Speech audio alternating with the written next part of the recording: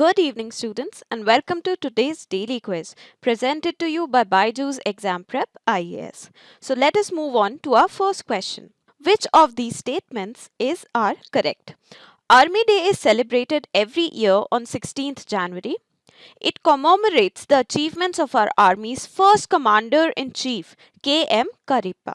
So we have taken this particular question because today, that is on 15 January 2023, PM has extended his best wishes to the Army personnel because today is the Army Day. And this is very special for us. Why? Because today is the 75th Army Day of India. Now, why is this particular day chosen as the Army Day? Is because it was on 15th January that K.M. Karippa took over the position of the first Commander-in-Chief of Indian Army from General Francis Roy Butcher, who was the last British Commander-in-Chief of Indian Army in the year 1949.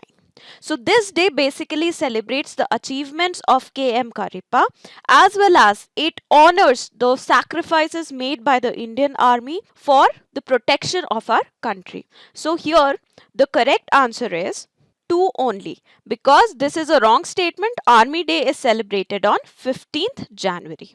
We'll now move on to our next question. Consider the following statements about rare earth metals. It is a group of 17 metals.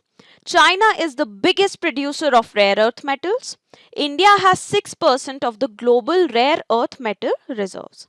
So we have taken this particular question because according to an article in the Indian Express, Sweden, which is a Scandinavian country, has uncovered Europe's largest deposits of these rare earth metals, which are used to facilitate the cutting edge technologies like development of green vehicles, which are very important when it comes to our commitments to reduce the impact of climate change on our earth. So why is this particularly important? Because right now the entire market of the rare earth metals is captured by China. China is the biggest producer and produces more than 50% of the total rare earth metals in the world. Now, there is a worry amongst the global community that China's dominant position, it provides Beijing with a leverage under which if any country goes against the decisions and policies of China, then the supply of rare earth metals to that country, they might be reduced, restricted or even stopped by China. In fact, China has already done that previously in the year 2010 when it halted the exports of rare earth metals to Japan for more than 2 months over a fishing dispute. So that is why it becomes very important to diversify the sources from which these metals are coming. And this is a very big achievement for Sweden.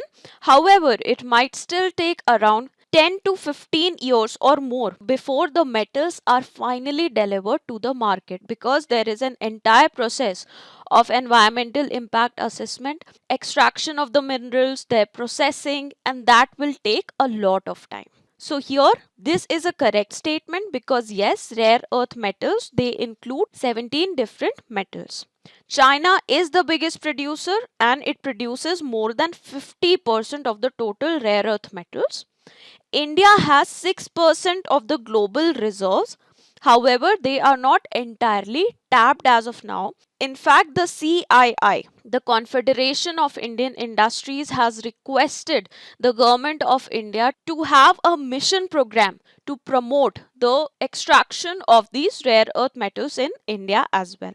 So the correct answer is all the 3 statements are correct. Now we move on to the third question. Which of the following statements are correct? The western disturbances bring in the winter rainfall all across India. They are also responsible for creating cold wave conditions in northern India.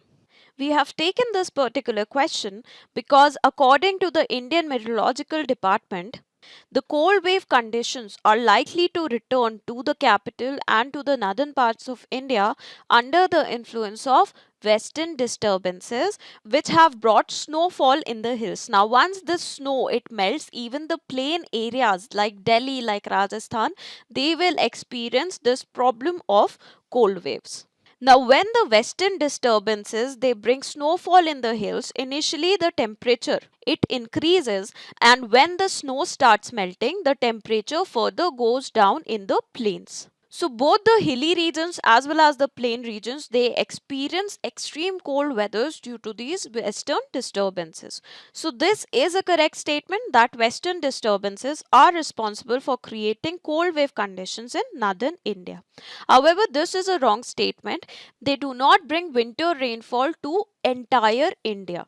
They only bring it to the northern and the western parts of the country. The eastern and the southern parts of the country do not experience the western disturbances. So the correct answer here is B. Only statement 2 is correct. Now we move on to the next question. Which of the following statements are correct? The Neelakurinji flowers are known for blooming only once in 12 years. They are found in the eastern Himalayas. Now, we have taken this particular question because according to an article in the Hindu, the Neelakurinji sanctuary that was announced to be established way back in the year 2006, it has not yet been demarcated, and that is why the residents they are facing some problems with regards to the possession of their lands. Now, this sanctuary was to be established in the Kotakambur Watawad area in Munnar. So what is Neelakurinji? Now Neelakurinji is a type of plant which is endemic to the Western Ghats area of India, and the speciality with regards to this particular plant is that it blooms only once in 12 years, and that is why many of the tribes which live in this area, that is the Shola forest area of Karnataka, Kerala and Tamil Nadu, they use these plants to even calculate their ages. So what is the correct statement here?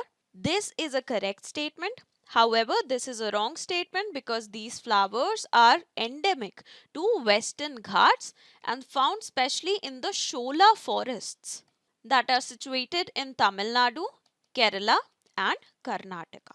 So the correct answer here is A. Now the PYQ which was asked in the year 2019. Which of the following statements are correct about the deposits of methane hydrates? The global warming might trigger the release of methane gas from these deposits. Large deposits of methane hydrates are found in Arctic tundra under the seafloor. Methane in atmosphere oxidizes to carbon dioxide after a decade or two. So which of these are the correct statements?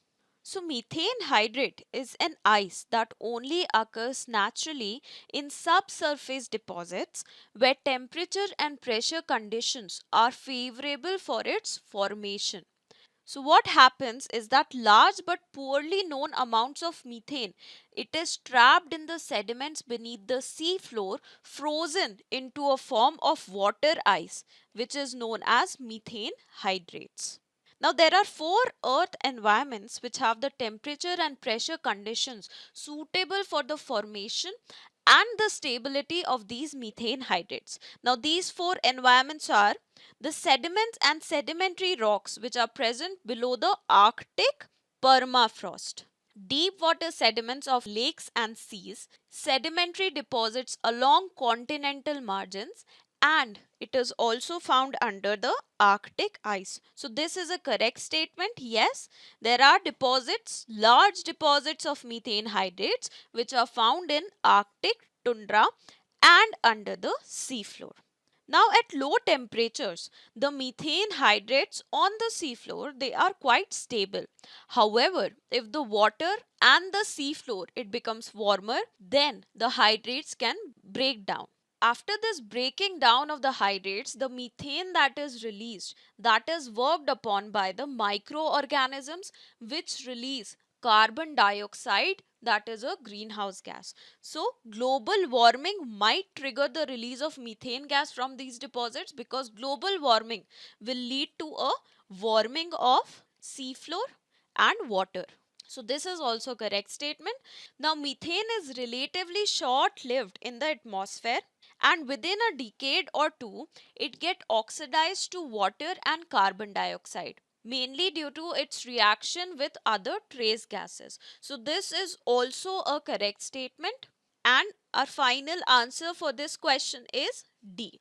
Now we move on to the fact of the day. The fact of the day is related to the first Indian Architectural Heritage Subcommittee meeting for communicating India's scientifically validated traditional knowledge to the society. So, SVASTIK, it is a national initiative of CSIR, National Institute of Science Communication and Policy Research.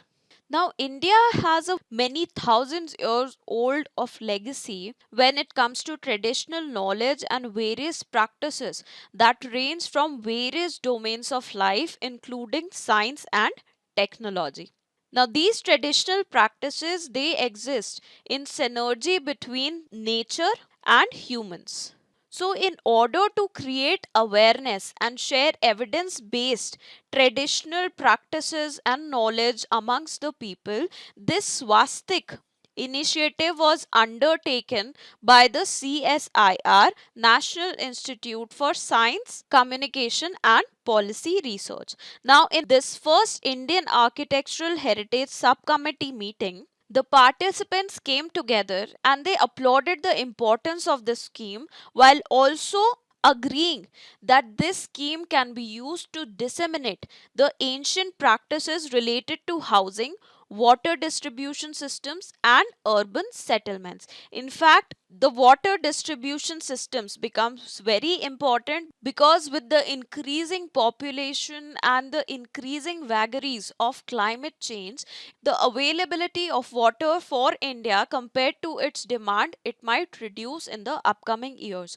So it becomes essential for us to embrace this traditional knowledge which our ancient ancestors used in order to conserve water.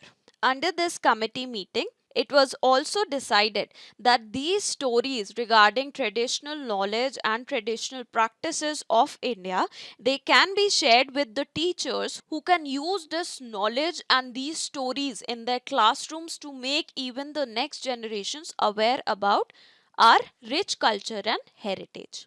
So that is all about today's daily quiz. I hope you were able to understand all the concepts. So please like, share and subscribe to our YouTube channel in order to get your daily dose of knowledge. So thank you very much and have an amazing day ahead.